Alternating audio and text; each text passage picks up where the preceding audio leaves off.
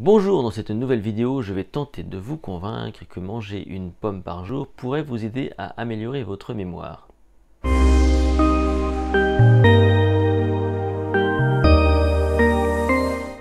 Il y a ce dicton qui dit que manger une pomme par jour éloigne le médecin pour la vie. Et ça, c'est un vieux dicton, mais en fait, qui trouve sa racine dans les études qu'on a pu faire autour des pommes, les pommes qui ont donc des vertus réelles qui sont connues, notamment dans la lutte contre le cholestérol, voilà, et contre les maladies cardiovasculaires, mais aussi a priori contre les ou le cancer de façon générale, a priori grâce à ce qu'on appelle les phytonutriments contenus dans la pomme.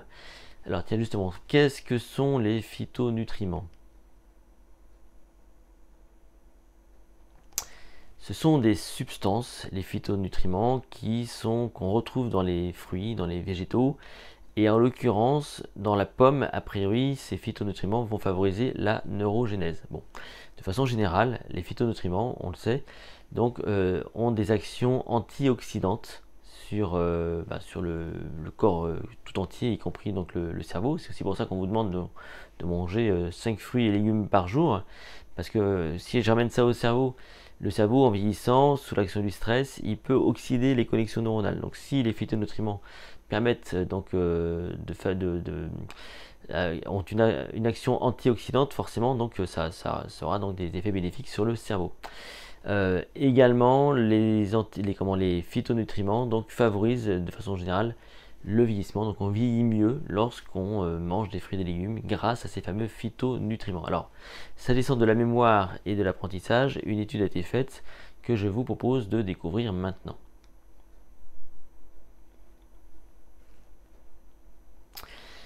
On a donc isolé des cellules souches de cerveau de souris. Voilà. Et qu'est-ce qu'on a remarqué? C'est que sous l'action des phytonutriments issus de pommes, eh bien, ces cellules souches étaient protégées de la mort cérébrale. Et ça, c'est hyper important de comprendre ça. Et que surtout, on remarque également que dans les zones liées à l'apprentissage, à la mémoire dans le cerveau de ces souris, eh bien, il y avait des neurones qui réapparaissaient, donc ça favorisait la neurogénèse. Les cellules souches se multipliaient et produisaient beaucoup plus de neurones. Donc ce qu'on appelle typiquement donc, la neurogénèse.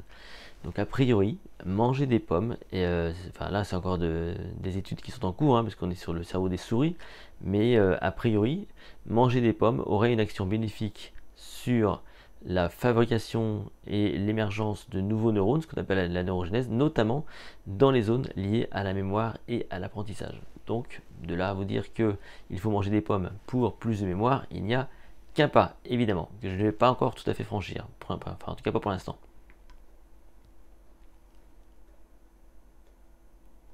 Bon, ce qui est sûr, c'est qu'en fait, on retrouve ces mêmes effets quand on fait du sport.